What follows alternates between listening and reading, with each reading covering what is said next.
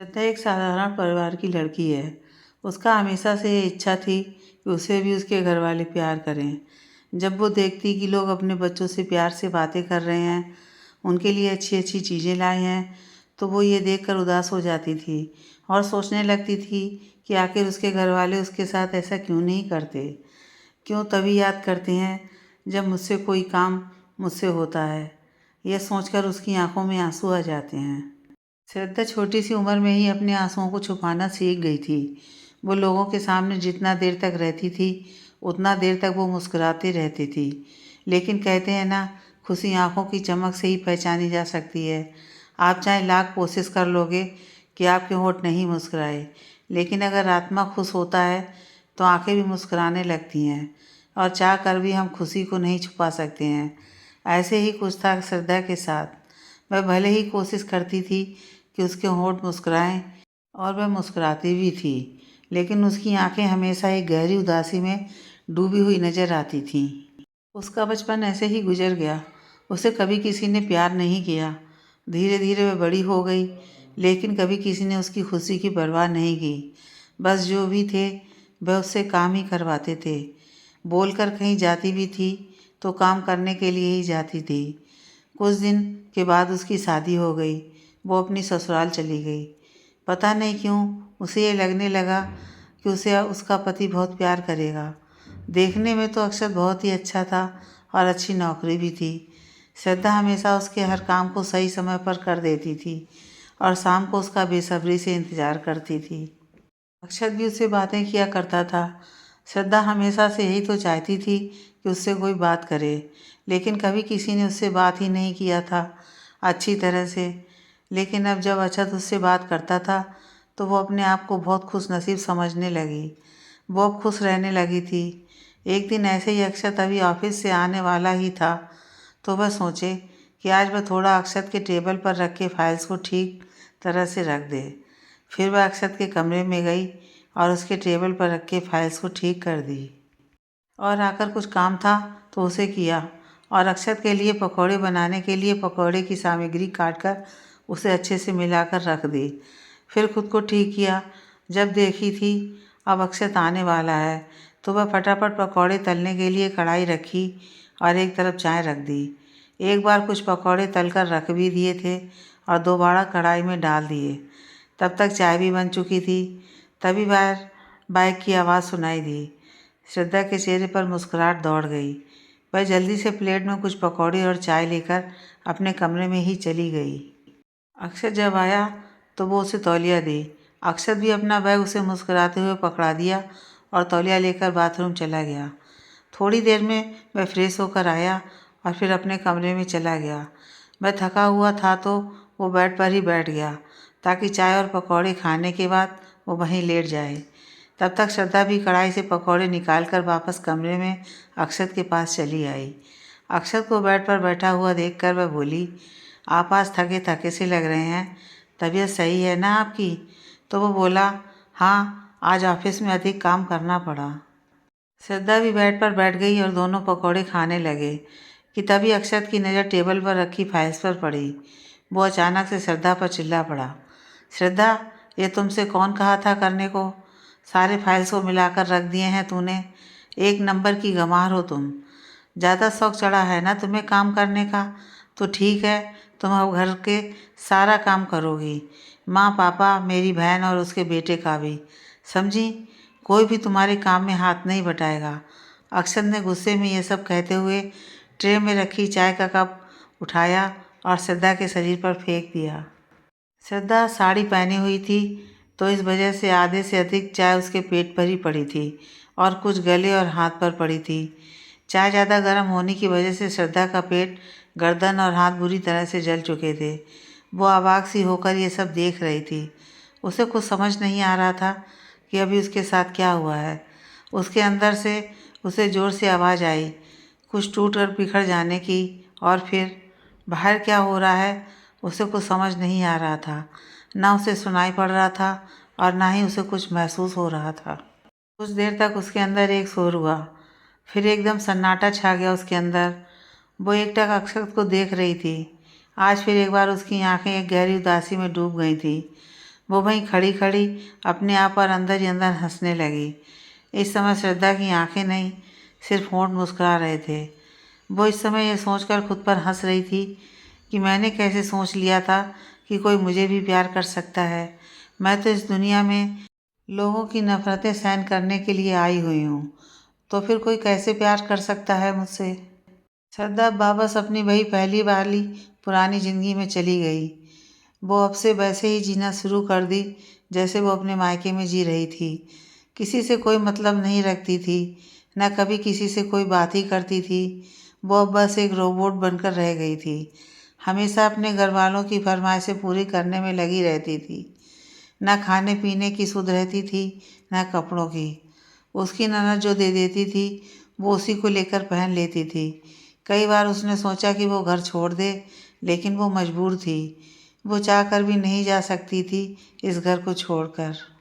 अगर वो घर छोड़ देती तो उससे यहाँ से ज़्यादा तकलीफ बाहर मिलती, क्योंकि अकेली और निस्सहाय नारी को देखकर उसे नोचने को वहाँ भेड़िया खड़े मिलेंगे। श्रद्धा अपने मायके भी नहीं जा सकती थी। वहाँ के लोग भी उसे प्यार नहीं करते थे। अगर वह वहाँ जाती भी तो उसके मायके वाले उसे ऐसी हालत में अंदर नहीं आने देते। वो लोग भी श्रद्धा को बेघर कर देते। उसका अपना अब इस दुनिया में कोई नहीं था। वो अधिकतर अपने आप को कामों में उलझाए रखती थी, इतना कि वो आपको काम करते करते शाम तक थका देती थी। वो जैसे ही बेड पर जाती उसे लेटते ही नींद आ जाती थी। चंद महीना पहले जो वो कुछ जानना भी चाहती थी दुनिया के बारे में, अब वही वो दुनिया से बेखबर खुद में गुम रहने लगी थी। घर में कब कौन आया गया, इन सब चीज़ों से उसे कोई लेना देना नहीं था। अक्षत भी उसे देखकर नफरत से अपना मुंह दूसरी तरफ कर लेता था और मन ही मन उसे बहुत कुछ कहता था। अक्षत के नफरत भरी नज़रों से बचने के लिए श्रद्धा उसके सामने नहीं आती थी। जब तक अक्षत ऑफिस नहीं जाता तब तक वो अपने आप को उससे छुपाए रखती थी। जब वो ऑफिस चला जाता था तब श्रद्धा घर का सारा काम करती थी और शाम को श्रद्धा ऐसे ही करती थी। वो बाइक की आवाज़ सुनकर अपने कमरे में या किचन में चली जाती थी। धीरे धीरे 3 साल बीत गया। वो पूरी तरह से रोबोट बन चुकी थी। उसकी आंखों में जो थोड़ी सी चमक बाकी थी वो भी अब गायब हो चुकी थी। उसे अब अक्षत के अपने ऊपर नफरत भरी नज़रों से भी कोई फर्क नहीं पड़ता था। वो इन 3 सालों में अक्षत से बहुत दूर चली गई थी। उसे अब किसी की भी परवाह नहीं थी कि कौन उसे क्या कह रहा है या किस नज़र से उसे देख रहा है। कुछ औरतें उससे यह भी कहती कि अक्षत का किसी और के साथ चक्कर चल रहा है, हमने कई बार देखा है उसे एक लड़की के साथ। तो श्रद्धा इस बात को सुनकर उनसे कहती कि क्या हो जाएगा, यह उनकी अपनी ज़िंदगी है, वो चाहे कुछ भी कर सकते हैं, वो खुश हैं और रहें, इसमें क्या हर्ज है। सबको खुश रहने का हक होता है। मैं क्यों कुछ कहूँ उनको, आखिर मेरी वजह से ही तो उनकी खुशियाँ छिन गई हैं। मैं उनके लायक थी ही नहीं, फिर भी उनका बड़प्पन ही समझो कि उन्होंने मेरे से शादी कर ली। औरतें उसकी बातें सुनकर कहती कि फिर भी वो है तो तुम्हारा पति ही ना, उसे रोको, तुम्हें अच्छा नहीं है। अब श्रद्धा उनसे कहती थी तो क्या हो जाएगा, अगर अर्शद उस लड़की से शादी कर लेंगे तो मुझे कोई परेशानी नहीं है, वो बस खुश रहें, यही मेरी इच्छा है। औरतें श्रद्धा की बातें सुनकर दुखी हो जाती थीं। कुछ भी हो, लेकिन श्रद्धा अब डरने लगी थी कि कहीं उसका पति शादी कर लेगा तो मुझे तो इस घर से निकलना पड़ेगा। श्रद्धा जब से सुनी थी कि अक्षत किसी से प्यार करता है तब उसकी आंखों में एक खौफ नज़र आने लगी थी। वो खोई खोई रहने लगी थी। जहाँ भी वह बैठती थी वो वहीं बैठी रह जाती थी। कभी खिड़की तो कभी दरवाजे को देखने लगती थी। कभी कभी वो शून्य में देखने लगती थी। अगर कभी अनजान औरतों की आवाज़ सुनती तो वो सहम जाती थी। पहले जो कभी कोई गलती नहीं करती थी किसी काम में, अब वही श्रद्धा दिन में कई गलतियाँ कर देती थी। कभी कप टूट जाता तो कभी चाय जल जाती थी। रोटी बनाते समय हाथ को तवे पर रख देती थी। उसे अपनी कोई सुध ही नहीं रहती। एक दिन शाम को वह चाय लेकर जा रही थी अपने सास और पति के लिए। तभी वो सुनी कि उसे छोड़ देने की बात हो रही थी। श्रद्धा डर गई, उसका शरीर कांपने लगा। किसी भी तरह अपने आप को संभाल कर श्रद्धा हिम्मत करके अंदर गई और चाय देकर चली आई। उसके आने के बाद फिर उसकी सास ने बातें करना शुरू किया और वो कही कि छोड़ना क्यों है उसे, हम नौकरानी के तौर पर भी तो रख सकते हैं उसको। आखिर हमें एक नौकरानी चाहिए ही। अक्षत ने कहा, ठीक है, लेकिन पूजा को ये अच्छा नहीं लगेगा। श्रद्धा की आंखों के आगे अंधेरा छाने लगा। उसे चक्कर से आने लगे थे और तब वो वहीं बैठ गई। धीरे धीरे कुछ दिन बीत गया। घर में अब शादी की तैयारियां चलने लगी थीं। शादी एकदम सिंपल करनी थी ताकि फैमिली और रिश्तेदारों को छोड़कर किसी और को इस बात का पता न चले। इसीलिए श्रद्धा ने 2 नोट लिखा, एक अपने पास रखा और दूसरे अपने कमरे में बेड के नीचे रख दी, यह सोचकर कि जिस दिन वह घर से हमेशा के लिए चली जाएगी उस दिन वो ये नोट अपने कमरे में कहीं पर रख कर चली जाएगी, ताकि उसके जाने के बाद उसके ससुराल और मायके वालों को कोई परेशानी ना हो। भले ही मुझे यहाँ कोई प्यार नहीं करता है, लेकिन मैंने इस घर का नमक खाया है और घर को मैं बर्बाद कैसे होने दे सकती हूँ। जो इस घर का दुश्मन होगा वह इस मौके का फ़ायदा उठा सकता है और मैं ऐसा नहीं होने दे सकती हूँ। मुझे इस घर से प्यार नहीं मिला तो क्या मैं घर के सुख शांति को छीन लूँगी? मुझे तो जिसने पैदा किया वही मुझे प्यार नहीं दिया, तो औरों से क्यों उम्मीद रखना। यही लिखा है शायद मेरे भाग्य में कि मुझे कभी किसी का प्यार नहीं मिलेगा, किसी से भी नहीं। ये तो मेरी ही भूल है कि मैंने आपसे प्यार मिलने की उम्मीद लगा रखी थी, जबकि मैंने तो उनकी अच्छी खासी ज़िंदगी को भी नर्क बना दिया। मैं तो उनके लायक भी नहीं हूँ किसी भी तरह से। वह इतने पढ़े लिखे और कितने सुंदर हैं और वहीं मैं उनके बिल्कुल उल्टा हूँ। कैसे कोई रह सकता है मेरे साथ खुश? मैं तो वह इंसान हूँ जिसकी परछाई कहीं पर पड़ जाए तो वहाँ की हर चीज़ खराब हो जाए। मेरी परछाई मात्र पड़ने से फूल तक मुरझा जाएं। मेरे जैसे मनुष्य शायद ही कोई इस दुनिया में होगा। मैं जहाँ भी जाती हूँ, जहाँ भी रहती हूँ, वहाँ की खुशियाँ बर्बाद कर देती हूँ। तो क्या लोग मेरे इस हुनर से प्यार करेंगे? जाहिर सी बात है, लोग तो मुझसे नफ़रत ही करेंगे ना, बेइंतहा नफ़रत। और मैं इसी लायक हूँ। जब तक मैं अपने मायके थी तब तक वहाँ की खुशियों में ग्रहण लगी हुई थी। मेरे वहाँ से आते ही वहाँ के सारे लोग एक खुशहाल ज़िंदगी गुजार रहे हैं। वहीं यहाँ देखो, मैंने आते ही यहाँ भी अपनी मनहूसियत फैला दिया। कोई खुश नहीं है यहाँ, सब परेशान रहते हैं मेरी वजह से। कुछ दिन बाद अक्षत के घर कुछ मेहमान आए हुए थे उसकी सगाई में। अक्षय की बहन एक नंबर की चुड़ैल है। वह कुछ दिनों से श्रद्धा को नीचा दिखाने का एक भी मौका हाथ से नहीं जाने देती थी। कभी सबके सामने उसे नौकरानी कहकर उसका परिचय कराती, तो कभी गांव की रहने वाली गंवार कहकर बुलाती थी। जो मेहमान आए हुए थे वह भी एक से बढ़कर एक थे। वह लोग भी कोई कसर नहीं छोड़ते उसे जलील करने में। कभी उसके कपड़ों के बारे में कुछ कहकर मजाक बनाते, तो कभी उसकी शक्ल गंवार जैसी है ये कहकर हंसते। ये सब अपने लिए सुनकर भी श्रद्धा चुपचाप अपने कामों में लगी रहती थी। जब अक्षत घर आता था तो सारे मेहमान उसकी शिकायतें सुनाने लगते थे कि श्रद्धा ये काम अच्छा से नहीं की है, उस काम को अच्छे से नहीं कर रही थी, कुछ कहने पर हमसे ज़बान लड़ाने लगती है और हमें आंखें दिखाने लगती है। अक्षय जब सुनता तो उसे विश्वास नहीं होता था कि श्रद्धा ऐसा भी करती होगी, लेकिन सब लोग के कहने पर उसे इस बात पर विश्वास करना पड़ता था और वह बिना श्रद्धा से कुछ पूछे जाने ही उस पर बरस पड़ता था। श्रद्धा बस उसके अत्याचारों को पत्थर की मूरत बने हुए सहते रहती थी। उसके मुंह से ना कभी आह निकलती और ना ही आंखों से आंसू। वह बस यंत्रवत अपने कामों में लगी रहती थी। उसे अब इन 3 सालों में इन सब की आदत सी हो गई थी। उसे अब किसी भी चीज़ से कोई फर्क नहीं पड़ता था। उसको शुरू से ही मानसिक और शारीरिक पीड़ा सहने की आदत हो गई थी। श्रद्धा बस उस दिन का इंतज़ार कर रही थी कि कब अक्षत की शादी हो और वह यहाँ से चली जाए, हमेशा हमेशा के लिए। वह जो 3 सालों से यह सोच कर यहाँ रह रही थी कि अगर मैं इस घर को छोड़ दूँगी तो जो बाहर भेड़िए बैठे हैं वहाँ क्या असर करेंगे मेरा। लेकिन अब श्रद्धा को ये भी डर नहीं रहा कि उसके बाहर जाने पर उसके साथ जो दरिंदे हैं वे क्या करेंगे।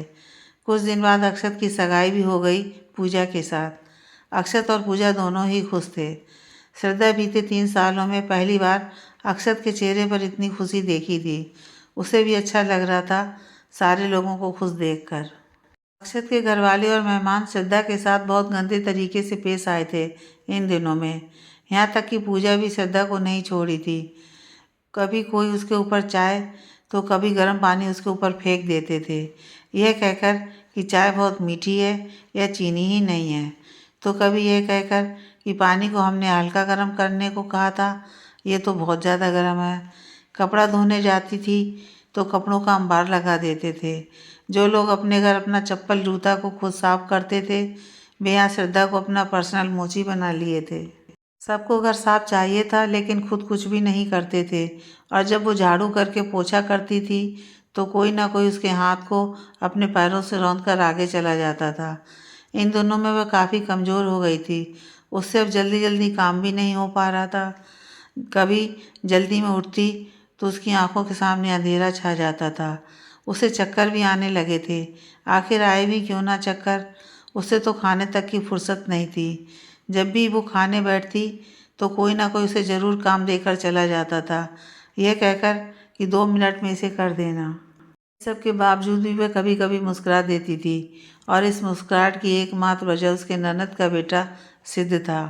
वह श्रद्धा से बहुत प्यार करता था। सिद्ध दिन भर श्रद्धा श्रद्धा करते रहता था। वह उससे ढेर सारी बातें किया करता था। जब वह किचन में रहती या कपड़े धोया करती थी तब, क्योंकि उस समय उसके पास लोग नहीं रहते थे। वह उससे एक दिन बहुत ही मासूमियत से पूछा, श्रद्धा तुम थकती नहीं हो क्या? मैं कभी भी तुम्हें देखता हूँ तुम काम ही करती रहती हो। तुम अपने घर भी नहीं जाती हो? क्यों नहीं जाती हो तुम अपने घर? मेरे घर में तो काम वाली बाई रोज़ अपने घर चली जाती है और वो इतना काम भी नहीं करती है। श्रद्धा उसकी बात सुनकर सिर्फ इतना कही कि मेरा घर नहीं है तो मैं यहीं रहती हूँ। श्रद्धा की बात सुनकर उसने श्रद्धा से पूछा, तो तुम्हारे मम्मी पापा और भाई बहन कहाँ रहते हैं? वो भी क्या किसी के घर में काम करते हैं और वहीं रहते हैं तुम्हारी तरह? तो श्रद्धा ने उसे कहा, नहीं, मेरा इस दुनिया में कोई नहीं है। मैं इस दुनिया में बिल्कुल अकेली हूँ। मेरा कोई दोस्त भी नहीं है। तो सिद्ध ने फिर एक बार सवाल किया, क्यों, तुम्हारा दोस्त क्यों नहीं है? सिद्ध की बात सुनकर श्रद्धा का मन भर आया। उसने सर्द लहजे में शून्य में देखते हुए कहा, मुझसे दोस्ती कौन करना चाहेगा? कौन मेरा दोस्त बनेगा भला, और क्यों बनना चाहेगा? सिद्ध श्रद्धा की बात सुनकर जल्दी से बोला, जैसे कि वह इसी के इंतज़ार में था। मैं बनूंगा तुम्हारा दोस्त, तुमको हंसाने के लिए, तुमसे ढेर सारी बातें करने के लिए, अच्छी अच्छी चीज़ें खाने के लिए। क्या तुम बनोगी मेरी दोस्त? उसने अपना छोटा सा हाथ आगे बढ़ाकर खुश होते हुए कहा। इस समय सिद्ध एक उम्मीद भरी नज़रों से श्रद्धा को देख रहा था कि श्रद्धा उससे दोस्ती के लिए हाँ कर दे। श्रद्धा भी उसके बाल मन को ठेस नहीं पहुंचाना चाहती थी, इसलिए उसने अपना हाथ झिझकते हुए धीरे धीरे आगे बढ़ाते हुए बोली कि आप वादा करो मुझसे कि आप हमारी दोस्ती का किसी को नहीं बताएंगे। सिद्ध अभी श्रद्धा से बोलने ही जा रहा था कि उसकी मम्मी आ गईं और श्रद्धा की लास्ट वाली बातें सुन लीं। श्रद्धा की नंद सिद्ध को एक झटके से श्रद्धा के हाथ से दूर कर दी। वही तो, एक छोटे से बच्चे का इस्तेमाल कर रही हो। शर्म नहीं आती तुम्हें? क्या लगता है तुम्हें यह सब करके तुम इस घर में रह जाओगी? तुम्हारी हिम्मत कैसे हुई मेरे बेटे से बात करने की? उसने ये बात श्रद्धा के उस हाथ को अपने पैर से मसलते हुए कहा जिस हाथ से श्रद्धा ने सिद्ध से दोस्ती का हाथ बढ़ाया था। सिद्ध बहुत डर गया था अपनी मम्मी को ऐसे देखकर। फिर भी उसने हिम्मत करके अपनी मम्मी से बोला, मम्मी, मैंने ही कहा था इसको मेरे से दोस्ती करने के लिए। यहाँ कोई बात नहीं करता है, यह बहुत उदास भी रहती है, तो मैंने इसलिए इसे दोस्ती करने को कहा। सिद्ध की मम्मी सिद्ध की ऐसी बातें सुनकर उस पर भड़कते हुए बोली, तो क्या इसको खुश रखने की जिम्मेदारी आपको मिली है जो तुम इससे दोस्ती करने चले थे? जानते नहीं हो तुम इस औरत को? यह मनहूस है, मनहूस। आते ही मेरी भाई की और इस घर की खुशियाँ छीन ली इसने। मेरा भाई हमेशा हंसने मुस्कुराने वाला इंसान था, लेकिन इसके आने के बाद उसके चेहरे से हंसी ही गायब हो गई। इतना कहकर वो सिद्ध को बाहर लेकर चली गई। वहीं श्रद्धा के हाथ में जल जाने से जो फोड़े हुए थे वह उसके पैरों से बुरी तरह मसल दिए जाने पर फूट गए थे और उनसे खून आना शुरू हो गया था। श्रद्धा को एक बार फिर आज अपने पहले वाले दिन एक एक करके याद आने लगे थे। कैसे अक्षत ने उसको गंवार बोलकर उसके ऊपर गर्म चाय फेंक दिया था, जिससे वह बुरी तरह जल गई थी। साथ ही साथ उस दिन उसका एक उम्मीद प्यार की जो अक्षत से थी वह भी जल गई। अंदर से श्रद्धा बुरी तरह से टूट चुकी थी। आज उसके साथ वो सब दोबारा हुआ, लेकिन फ़र्क सिर्फ इतना था कि उस दिन उसकी आंखों से आंसू के साथ साथ उसके होंठों पर दर्द भरी एक मुस्कुराहट थी। परंतु आज उसकी आंखें सूखी थीं, उसकी आंखों में कोई भाव नहीं थे। उसका हृदय एक गहरी खामोशी में डूबा हुआ था और इस वक्त उसके होठों पर एक मुस्कुराहट थी, जो खुद की जिंदगी पर कटाक्ष करते हुए मुस्कुरा रहे थे। श्रद्धा की इस मुस्कुराहट को अगर कोई देखेगा तो वो भी दर्द से करा उठेगा, लेकिन श्रद्धा के मुँह से कभी उपतक नहीं निकली थी। उसे जो शादी के बाद थोड़ी सी उम्मीद थी कि उसको भी कोई प्यार कर सकता है, बट उम्मीद अब टूट चुकी थी। उसे अब किसी से कोई उम्मीद नहीं थी। अब वह सिर्फ अपनी मौत चाहती थी, अपनी ज़िंदगी से मुंह मोड़ लेना चाहती थी। कोई वास्ता नहीं रखना चाहती थी इस दुनिया से और ना ही यहाँ के लोगों से। श्रद्धा ने अपनी ज़िंदगी समाप्त करने का कई बार सोचा, लेकिन वो आत्महत्या जैसे गलत कदम नहीं उठाना चाहती थी, क्योंकि ये कायरों की निशानी है और श्रद्धा ऐसे करके अपने मायके वालों और ससुराल वालों की ज़िंदगी भी बर्बाद नहीं होने देना चाहती थी। श्रद्धा नहीं चाहती थी कि उसकी मौत लोगों की बर्बादी का कारण बने। उसकी एक मौत से 2 परिवारों की ज़िंदगी तबाह हो सकती है। जहाँ श्रद्धा इतना कुछ सोचती थी अपने परिवार वालों के लिए, वहीं उसके परिवार वाले इसके बिल्कुल उल्टा सोचते थे श्रद्धा के बारे में। वह बस श्रद्धा से अपना पीछा छुड़ाना चाहते थे। मायके वालों ने तो उसकी शादी करके अपना पीछा छुड़ा लिया, लेकिन अब उसके ससुराल वाले भी उससे अपना पीछा छुड़ाने के लिए उसके पति की शादी पूजा से करा रहे थे। श्रद्धा को ऐसे ही अपनी बिताई हुई जिंदगी की याद आती गई। फिर वह कुछ सोचकर वहाँ से उठी और अपने कमरे में चली गई। वहाँ जाकर उसने अपने हाथ से आ रहे खून को साफ किया और उस पर बिना कोई मरहम लगाए ही उसको कपड़ा से बांध ली, ताकि खून आना बंद हो जाए। दर्द तो उससे बहुत हो रहा था, लेकिन वो इन सब चीज़ों की आदी हो चुकी थी। श्रद्धा फिर से अपने काम में व्यस्त हो गई। समय बीतता गया। अक्षत की सगाई हो गई पूजा के साथ। सब लोग खुश थे, सिवाय कुछ औरतों और एक सिद्ध को छोड़कर। श्रद्धा की ननद जानबूझकर श्रद्धा को अक्षत की मंगेतर पूजा के पास ही रहने को कहती है, ताकि श्रद्धा को तकलीफ हो, लेकिन वो इससे बिल्कुल अनजान थी कि श्रद्धा को इस शादी से ना ही कोई तकलीफ थी और ना ही किसी तरह की खुशी। श्रद्धा को अब इन सब चीज़ों में कोई दिलचस्पी नहीं थी कि उसके साथ क्या हो रहा है और क्या किया जा रहा है। अब वो सिर्फ एक जिंदा चलती फिरती लाश बनकर रह गई थी। उसे अब कुछ भी महसूस नहीं हो रहा था। 2 दिन बाद अक्षत की शादी थी। सब लोग काम में व्यस्त थे। सब नहीं, कुछ ही लोग काम में व्यस्त थे। बाकी के लोग तो श्रद्धा को कैसे अधिक दर्द दें उसमें व्यस्त थे। देखते देखते शादी का दिन भी आ गया। हल्दी सुबह में थी तो सब लोग उसकी तैयारी में लगे थे और श्रद्धा सबका खाना बनाने से लेकर घर की सफाई करने और कपड़े धोने में लगी थी। जब नाश्ता तैयार हो गया तब सबने नाश्ता किया और हल्दी के लिए अक्षत को रेडी होने को कहा। अक्षत भी तैयार होकर आ गया। उसके आते ही औरतें हल्दी की रस्म शुरू कर दी। सब लोग एक एक करके अक्षत को हल्दी लगा रहे थे। तभी अक्षत की बहन ने श्रद्धा को आवाज़ दी कि वह भी आकर अक्षत को हल्दी लगा दे। उसकी आवाज़ सुनकर जो औरतें श्रद्धा की हमदर्द थीं, वह सब अक्षत की बहन को मन ही मन कोस रही थीं। बाकी की 3-4 औरतें कुटिल हंसी हंस रही थीं, जो श्रद्धा को पसंद नहीं करती थीं। श्रद्धा अक्षत की बहन की आवाज़ सुनकर जल्दी से जल्दी हल्दी लगाने आ गई और अक्षत को थोड़ी सी हल्दी उसके पैर में लगाकर जाने लगी कि तभी उसकी बहन ने उसे रोकते हुए कहा, ओ महारानी जी, इतनी जल्दी में कहाँ चली? फिर से किसी को अपने चंगुल में फंसाना है क्या?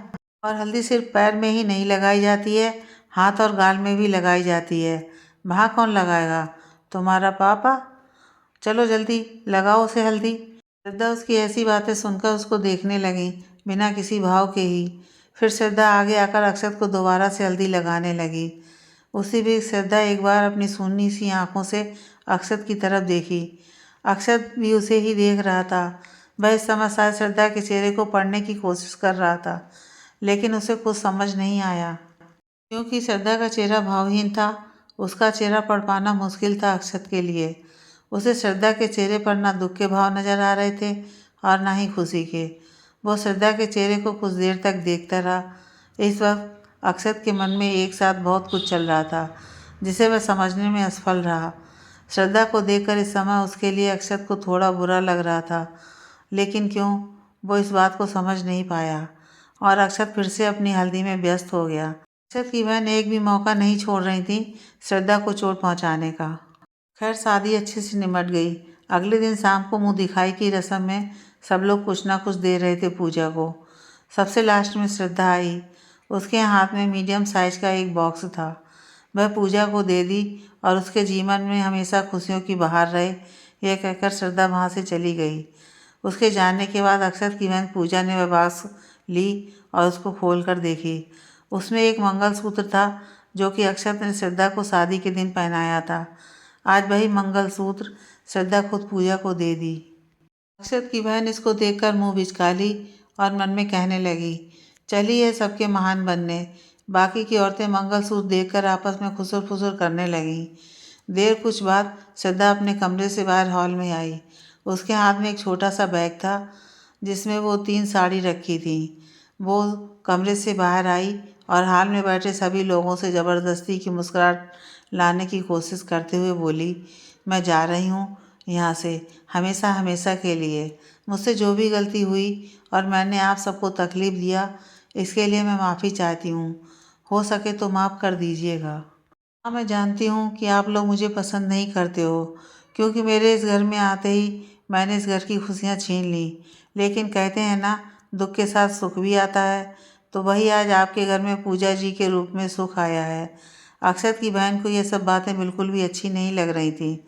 उसने बीच में ही बात को काटते हुए श्रद्धा को टोका, ओह, तो आप ये सब इसलिए बता रही हो कि आपको कोई रोक ले और वह कहे कि आप मत जाइए, आपके बिना यह घर सूना है। श्रद्धा अक्षत की बहन की बात सुनकर कही, नहीं नहीं, ऐसी कोई बात नहीं है और मैं ऐसा क्यों सोचूंगी। मैं तो बस ऐसे ही बता दी आदतन, क्योंकि मैं कहीं भी जाने से पहले लोगों को बताती हूँ। बस इतनी सी बात है। अक्षत की बहन श्रद्धा की इस बात पर चिढ़ गई और श्रद्धा से बोली, अच्छा, तो तुमको इस घर से कौन जाने को कहा है। अक्षत की बहन की इस बात पर श्रद्धा उससे कही, मैं इसलिए यहाँ से जा रही हूँ क्योंकि मेरा इस घर पर कोई हक नहीं है और एक और भी वजह है मेरा यहाँ से जाने का। अक्षत की बहन, अच्छा, तो वो कौन सी वजह है, ज़रा हम भी तो जाने। श्रद्धा, वो क्या है कि मैं मनहूस हूँ और मैं नहीं चाहती हूँ कि इस घर में और पूजा और अक्षत के जीवन में मेरी वजह से खुशी छिन जाए। मैं जब तक यहाँ रहूँगी तब तक कोई खुश नहीं रह सकता, और जब मैं किसी को खुशी नहीं दे सकती हूँ तो उसको दुख देने का भी कोई अधिकार ही नहीं है मुझे। इस घर से मेरी बहुत अच्छी यादें जुड़ी हैं। इस घर से जो मुझे अपनापन मिला पहले, वो मुझे कभी नहीं मिला था और शायद अब मिलेगा भी नहीं। लोगों की नफ़रतें, गालियाँ और तानों की तो आदत मुझे बचपन से ही है। मेरे लिए ये सब नया नहीं है। प्यार और अपनापन क्या होता है वह तो पता ही नहीं था मुझे। मुझे याद है, एक बार बचपन में मैंने माँ से जिद किया था कि एक खिलौना के लिए। खिलौना तो नहीं, लेकिन मार बहुत मिली थी मुझे। वो भी इसलिए कि मैंने कह दिया कि अंशु को तो खरीद दिए, मुझे क्यों नहीं। तब से लेकर अभी तक मैंने किसी से भी अपने लिए कुछ नहीं मांगा, जो मिला उसे ले लिया। मैं आज तक यही सोच कर ही रही हूँ कि जो भी होता है वह सब अच्छा ही होता है। इतना कहकर वो बाहर जाने लगी और जाते जाते श्रद्धा ने अक्षत से माफ़ी मांगा। मैंने आपको बहुत दुख दिया आपकी ज़िंदगी में आकर, लेकिन अब और दुख नहीं दे सकती हूँ आपको, इसलिए मैं आपकी ज़िंदगी से जा रही हूँ बहुत दूर। मेरे घर वालों ने अपना बोझ आपके ऊपर डाल दिया। मेरी वजह से आपको अपने दोस्तों के सामने शर्मिंदा होना पड़ा। अगर हो सके तो मुझे माफ़ कर दीजिएगा। वृद्धा इतना कहकर जाने लगी। अभी कुछ ही दूर गई हुई थी कि पीछे से अक्षत की बहन उसे रोकते हुए कही, ओए रुको, ऐसे कैसे जा रही हो, अपना बैग तो दिखाते जा। पता नहीं क्या क्या चुरा कर ले जा रही होगी तू इस घर से। अक्षत की बहन की आवाज़ सुनकर श्रद्धा जहाँ थी वहीं रुक गई। अक्षत अपनी बहन की बात सुनकर उससे बोला, अरे ये क्या कह रही हो, वह भला क्यों चोरी करेगी, जाने दो उसे। इतना कहकर वह सामने देखा। श्रद्धा वहाँ से जा रही थी, अपना बैग वहीं छोड़कर। इस समय श्रद्धा के हाथ में बस एक कागज़ ही था। श्रद्धा एक बार भी पीछे मुड़कर नहीं देखी, बस चली जा रही थी। पर कहाँ, उसे कुछ नहीं मालूम था। उसका कोई ठौर ठिकाना नहीं था। अक्षत कुछ देर तक उस खाली रास्ते को देखता रहा, जिस रास्ते से श्रद्धा कुछ देर पहले उससे हमेशा के लिए दूर चली गई थी। कुछ देर बाद वह अंदर आया और बिना किसी के तरफ देखे और ना किसी से कोई बात किए वह अपने रूम में चला गया। पूजा और उसकी बहन उसको ऐसा करते देखकर हैरान रह गए, क्योंकि आज वह पूरे 3 साल बाद श्रद्धा के रूम में गया था और अंदर जाकर वो दरवाज़ा बंद कर लिया था। तब पूजा थोड़ा चिंतित होकर अक्षत की बहन से पूछी कि अक्षत ने ऐसा क्यों किया, कहीं वो श्रद्धा से प्यार तो नहीं करता है ना। तो अक्षत की बहन ने पूजा से कहा, अरे लड़की पागल मत बनो, होता है ऐसा। वो गंवार श्रद्धा के साथ 3 साल तक रहा है, थोड़ा तो असर होगा ना उसके जाने से अक्षत पर। उसे कुछ दिनों तक उसके लिए बुरा लगेगा, फिर सब ठीक हो जाएगा। बस तुम उसका ध्यान रखना, ज़्यादा बकबक मत करना उसके सर पर चढ़कर, वरना जो श्रद्धा का हाल हुआ है ना, भाई तुम्हारा भी हो सकता है। और तुम चिंता मत करो, उसको धीरे धीरे तुम्हारी आदत हो जाएगी। अंदर जब अक्षत श्रद्धा के बेड पर लेटा, उसे वो सारे पल याद आने लगे जो उसने श्रद्धा के साथ बिताया था। अक्षत श्रद्धा के ख्यालों से बाहर आने के लिए अपना सर झटका और अपना सर तकिए में छुपाने के लिए तकिया को उठाया, तो उसे वहाँ एक कागज़ मिला। अक्षत उस कागज़ को जल्दी से उठा लिया और बैठ गया। फिर वह उसे पढ़ने लगा। दरअसल श्रद्धा जाते जाते एक नोट छोड़ गई थी, अक्षत के परिवार की खुशी के लिए। अक्षत उस नोट को पूरा पढ़ा, फिर वह वहाँ से जल्दी में उठा और लगभग भागते हुए वह बाहर आ गया और बाइक श्रद्धा के पीछे दौड़ा दिया। कुछ दूर जाने पर उसे एक भीड़ दिखाई दी। अक्षत अब थोड़ा डरने लगा था। वह जल्दी से उस भीड़ के पास गया। वहाँ जाकर लोगों को पीछे करते हुए वह आगे गया और वहाँ के लोगों से पूछा तो पता चला कि किसी महिला को एक ट्रक ने टक्कर मार दी है। उसमें से एक आदमी ने कहा कि एम्बुलेंस को कॉल कर दिया गया है, लेकिन शायद ये बचेगी नहीं, पूरी तरह से जख्मी हो चुकी है। इसके माथे में ज़्यादा चोट आई है, काफ़ी खून भी बह चुका है और ऊपर से इस औरत का कोई नहीं है। ये कहकर उस आदमी ने अक्षत से एक कागज़ दिखाते हुए कहा, जब हमने इसके घर बताने के लिए कुछ ढूंढ रहे थे कि कुछ मिल जाए जिससे इसके घर वालों को बता दिया जाए, तभी इसकी मुट्ठी में एक कागज़ मिला। अक्षत ने उस कागज़ को कांपते हुए हाथों से उस आदमी से ले लिया। उस कागज़ पर लिखा था, मैं अपने घर परिवार को अपनी इच्छा से छोड़कर जा रही हूँ। कहाँ पता नहीं है। मैं अपनी ज़िंदगी अपनी इच्छा से गुजारना चाहती हूँ, इसलिए अगर मेरे साथ कोई भी दुर्घटना हो जाए और मुझे किसी ने पहचान लिया तो वह मेरे ससुराल वाले या मायके वाले को ये पता नहीं बताएगा या कोई भी कानूनी कार्रवाई नहीं की जाएगी। मैं ये सब इसलिए लिख रही हूँ क्योंकि मुझे पता है मेरे परिवार के दुश्मन हैं, वो इस बात का फ़ायदा उठा सकते हैं और मेरे परिवार को तकलीफ़ देने के लिए किसी भी हद तक जा सकते हैं। उसे पढ़कर अक्षत को खुद से शर्म आने लगी। वो जिस श्रद्धा को गंवार समझ रहा था, आज उसी ने उसको और उसके परिवार को बचाने के लिए ऐसा काम किया था। थोड़ी देर में वहाँ एम्बुलेंस आ गई, फिर उसे वहाँ से हॉस्पिटल ले जाया गया। अक्षत बस उस नोट को देखता रह गया। आज उसे पता चला कि श्रद्धा कैसी औरत है। अक्षत सोच रहा था कि श्रद्धा को मुझसे और मेरे घर वालों से इतना दर्द मिलने के बावजूद भी इसने मेरे परिवार को दर्द देना नहीं चाहा। अक्षत भारी मन से वापस अपने घर आ गया। उसकी इतनी हिम्मत नहीं हुई कि श्रद्धा के पीछे जाए। कुछ दिन तक वह किसी से भी बात नहीं किया। वो अपने आप को श्रद्धा का अपराधी समझने लगा था।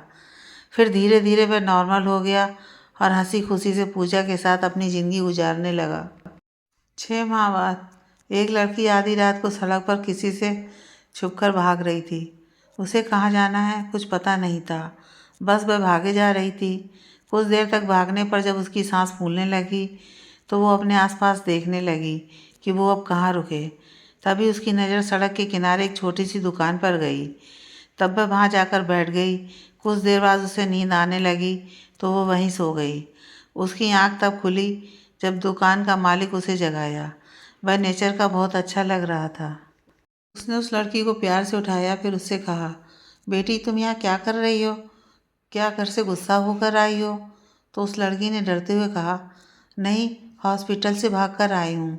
वहाँ लोग मेरे से अच्छे से बात नहीं करते हैं।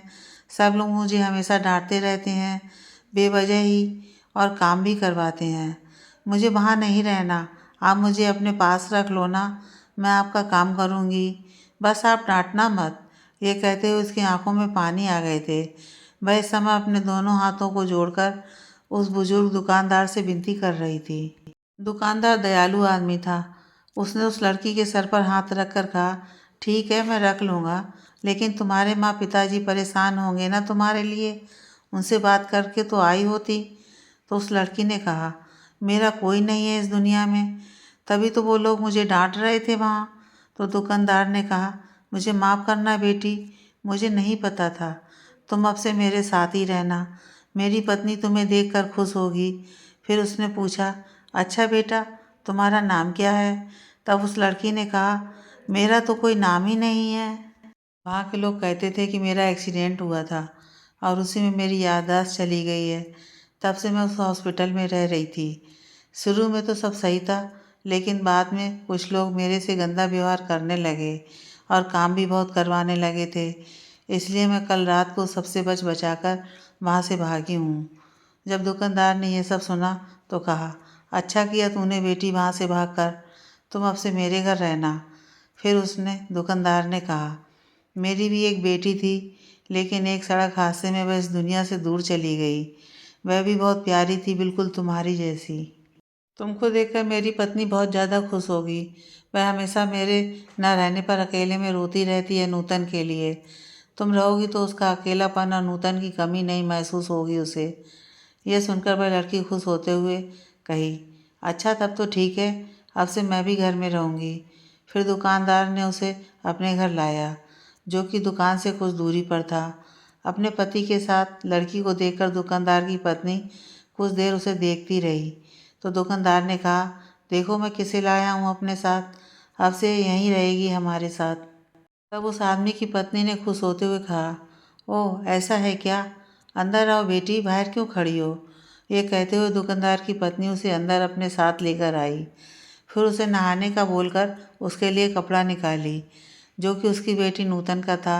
उस कपड़ा को वो अपने घर आई लड़की को दे दी और तब उसके लिए खाना गर्म करने लगी।